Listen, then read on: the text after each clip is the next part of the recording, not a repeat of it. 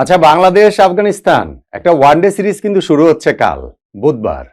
বাংলাদেশ সময় সন্ধ্যা 6টায় শুরু হবে ম্যাচটা। আমরা কতজন সেটার খবর রেখেছি, খবর রাখছি। হ্যাঁ, আফগানিস্তানের বিপক্ষে টি-20 সিরিজের হ্যাংওভারটা আমাদের এখনো কাটেনি। এটা একটা কারণ।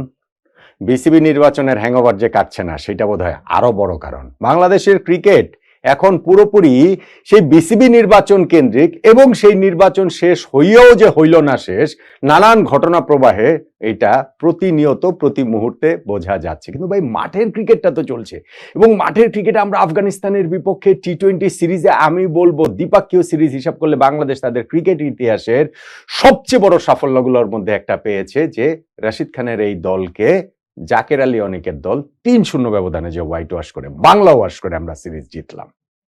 এখন ওয়ানডে চ্যালেঞ্জ, এই জায়গাটাতে দুইটা দলই আলাদা।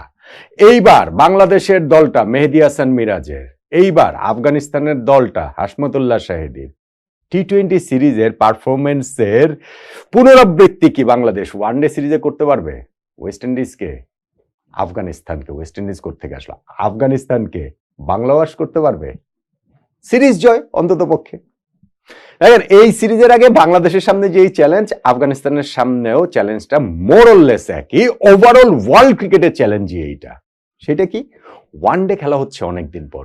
এখন ওয়ানডে ফরম্যাটটা সবচেয়ে কম খেলা হয়, বেশ কিছুটা বিরতি দিয়ে দিয়ে খেলা হয়। বাংলাদেশ যেমন এই বছর কেবলমাত্র ওই যে ফেব্রুয়ারিতে চ্যাম্পিয়ন্স ট্রফি খেলেছে এবং জুলাইতে এসে শ্রীলঙ্কার বিপক্ষে সিরিজ খেলেছে। 3-6টা ম্যাচ, তার মধ্যে চ্যাম্পিয়ন্স ট্রফির একটা ম্যাচ বৃষ্টির কারণে ভেসে গিয়েছে। আফগানিস্তানের অবস্থা আরো করুন, তারা যে ওই যে চ্যাম্পিয়ন্স ট্রফির ম্যাচ খেলেছে, মানে ওই টুর্নামেন্টটা খেলেছে, এরপরে আর কোনো ওয়ানডে সিরিজ তারা খেলেনি, সেই ফেব্রুয়ারিতে লাস্ট তারা খেলেছে, এবং তাদেরও একটা ম্যাচ আসলে বৃষ্টির কারণে শেষ হতে পারেনি। ফলে বাংলাদেশ আফগানিস্তান দুইটা দলের সামনে ওয়ানডে ফরম্যাটটাতে নতুন করে আবার নিজেদেরকে ঝালিয়ে নেওয়া, নতুন করে আসলে পারফর্ম করার বিষয়টাতে এখানটাতে থাকবে। বাংলাদেশের ওয়ানডে ফরম্যাটের জন্য চ্যালেঞ্জটা আরো একটু আলাদা, কেননা আমরা 2027 বিশ্বকাপ সামনে রেখে নতুন একটা অ্যাপ্রোচে অ্যাটলিস্ট ক্যাপ্টেন্সির ওই জায়গাটা থেকে এগোনোর চেষ্টাটা করছে। এবং লাস্ট সিরিজে শ্রীলঙ্কার বিপক্ষে ওই সিরিজের আগে যেইভাবে মেহেদী হাসান মিরাজকে নাটকীয়ভাবে ওয়ানডে টিমের ক্যাপ্টেন ঘোষণা করা হয়েছিল, সেইটার প্রেক্ষাপট নিয়ে তো অনেক কিছু হয়েছে, এবং পরবর্তীতে অনেক কিছু হয়েছে।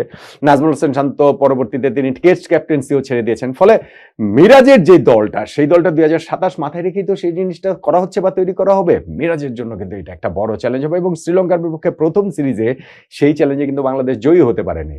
মানে আমরা একটা ম্যাচ জিতেছিলাম, কিন্তু সিরিজটা কিন্তু আমরা হেরে গিয়েছিলাম। ফলে আফগানিস্তানের বিপক্ষে আমাদের এই সিরিজটা কিন্তু মানে সিরিজ জয়ের টার্গেট অ্যাটলিস্ট থাকা উচিত। এবং যখন আপনি মাথায় রাখবেন আফগানিস্তান যত ভালো টি-20 দল, প্রবাবলি তত ভালো ওয়ানডে দল না। প্রবাবলি 2023 বিশ্বকাপে তাদের ওরকম দুর্দান্ত পারফরমেন্স সত্ত্বেও আমি এটা বলছি, প্রবাবলি না, আমার কাছে এটা শিওরলি আসলে আফগানিস্তান টি-20তে যত ভালো দল, ওয়ানডেতে তত ভালো দল না।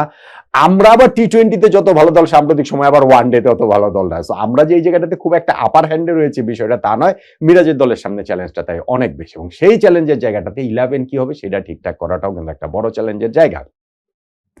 দেখুন, ওপেনিং এ সাইফ হাসানকে দিয়ে ওয়ানডে ডেবু করানো হবে, এটা এক্সপেক্টেড। টি-20তে তিনি যেভাবে পারফর্ম করেছেন, তার যে রাজস্বিক কামব্যাকটা হয়েছে, সেইটা এশিয়া কাপ বলেন, তারপরে এই যে আফগানিস্তানের বিপক্ষে সিরিজের লাস্ট ম্যাচটা বলেন, ফলে ওয়ানডেতে যে সাইফের এই টি-20 ধারাবাহিকতায় ডেবু হয়ে যাচ্ছে সেটা মোটামুটি নিশ্চিত। তার সঙ্গেও তানজিদ হাসান তামিম হবেন। সো নাইম শেখকে আমার মনে হয় না যে এখনো ওয়ানডে ম্যাচ এই অটলি সিরিজের ফার্স্ট ম্যাচটাতে এটা টিম ম্যানেজমেন্ট দিতে পারবে। নাম্বার 3তে নাজমুল হোসেন শান্ত, তিনি আসলে খেলবেন, এবং নাম্বার 4, 5, 6, 7 যে ওই জায়গাটাতে আমার মনে হয় ওইখানটাতে তাওহিদ হৃদয়, নুরুল হাসান সোহান, জাকের আলী অনিক এবং শামীম হোসেন পাটোয়ারি, এই যে 4 জন রয়েছেন, সঙ্গে আমার মনে হয় মেহেদী হাসান মিরাজ এই জায়গাটাতে কোনো একটা স্পট নেবেন। সেটা নাম্বার 5 হতে পারে, নাম্বার 6 হতে পারে, নাম্বার 7 হতে পারে। সো ক্যাপ্টেন যেহেতু তার জায়গাটাতে আসলে নিশ্চিত, বাকি যাদের কথা বললাম সেইখান থেকে একজনকে একাদশ থেকে ড্রপ করা হবে। জাকের আলী অনিককে কি ড্রপ করা হবে? তার টি-20তে সাম্প্রতিক যে পারফরমেন্স সেটা বিবেচনায় যদি রাখি, তাহলে তো তাকে ড্রপ করা হতেই পারে। কিন্তু ওয়ানডে ফরম্যাটে তিনি যে খেলেছেন এই বছর, সেই বছরটাতে কিন্তু চ্যাম্পিয়ন্স ট্রফি বলেন, শ্রীলঙ্কার বিপক্ষে সিরিজ বলেন, তিনি ভালো খেলেছেন। তো আমার কাছে, এবং অবভিয়াসলি সালাউদ্দিন ফ্যাক্টরও তো রয়েছে, তো আমার কাছে মনে হয় না জাকের আলীকে এখান থেকে 11 থেকে ড্রপ করা হবে। শামীম পাটোয়ারি শ্রীলঙ্কার বিপক্ষে সিরিজে লিটন দাসের জায়গায় একাদশে এসে যে ইম্প্যাক্টটা রেখেছেন, সেই ক্ষেত্রে তাকে ড্রপ করাটাও কঠিন। তাহলে একাদশের তাওহিদ হৃদয় তিনি অবভিয়াসলি আমার ধারণা হচ্ছে গিয়ে এই জ্বর থেকে সেরে উঠছে এবং তিনি হচ্ছে গিয়ে এই ওয়ানডেটাতে তিনি খেলবেন। সো আমার কাছে মনে হয় মেহেদী হাসান মিরাজ ক্যাপ্টেন তিনি তো খেলবেনই। আমার কাছে মনে হয় নুরুল হাসান সোহানকে প্রথম ম্যাচটাতে অন্ততপক্ষে একাদশে আমি দেখতে পাচ্ছি না। সেটা তার ভেরি ইমপ্রেসিভ যে ওডিআই অ্যাভারেজ, যে তিনি ওইখানটাতে ওই 5টা ইনিংসে ব্যাটিং করেছেন, 165 রান করেছেন, ওয়ানডে ক্যারিয়ারে তার 82.80 তার অ্যাভারেজ। এটা একটু মিসলিডিং রয়েছে, 3টা ম্যাচে তিনি নট আউট ছিলেন, কিন্তু প্রথম ম্যাচটাতে আমার মনে হয় না 11-এ তাকে আসলে খেলানো হবে, সেই সুযোগটা দেওয়া হবে। সো ব্যাটিং অর্ডারের ওইখানটাতে এই নাম্বার 7 পর্যন্ত হচ্ছে গিয়ে ব্যাটসম্যান, এবং তারপরে কি আমরা 3 পেসার 1 স্পিনার নিয়ে খেলবো, নাকি হচ্ছে গিয়ে মানে 3 পেসার 2 স্পিনার বলতে হচ্ছে এখানে তো মেহেদী হাসান মিরাজ তিনি তো রয়েছেনই, ফলে আমি স্পেশালিস্টদের এই জায়গাটার কথা বলছি। তো আমার কাছে মনে হয় এখানে আমরা আর একজন মাত্র স্পিনার নিয়েই খেলবো, এবং সেইখানটাতে তানভীর ইসলাম নাকি রেশাদ হোসেন, এর একটা কোয়েশ্চেন মার্ক। তানভীর ইসলামই মনে হয় যে শেষ পর্যন্ত গিয়ে তার বাহাতি স্পিন, তার অ্যাকুরেসি, সেই কারণে 11-এ হয়তো বা তিনি এগিয়ে থাকবেন। আর পেস বোলিং এর যে 3টা জায়গা, সেইখানটাতে মুস্তাফিজুর রহমান, তাসকিন আহমেদ এবং প্রবাবলি তানজিম হাসান সাকিব, এই 3 জনকে দিয়েই আমরা একাদশটা সাজাবো।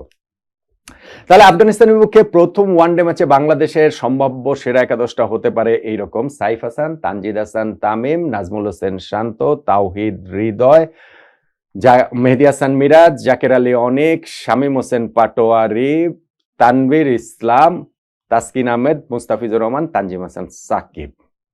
এটাই কি সম্ভাব্য সেরা একাদশ আপনার কাছে মনে হয়? এবং আপনার কাছে মনে হয় যে মেহেদী হাসান মিরাজের এই দলটা জাকের আলী অনিকের দলের সাফল্যের পুনরাবৃত্তি করতে পারবে? টি20 সিরিজের পর আফগানিস্তানকে আমরা ওয়ানডে সিরিজেও হোয়াইট ওয়াশ, বাংলা ওয়াশ করতে পারবো, অন্তত পক্ষে আমরা সিরিজ জিততে পারবো বলে আপনার কি মনে হয় কিনা? আমি কিন্তু আশাবাদী। এই বছর ওয়ানডে আমরা এত কম খেলা সত্ত্বেও আশাবাদী। আফগানিস্তান তো আমাদের চেয়েও কম খেলেছে, আশাবাদী তাই হব না।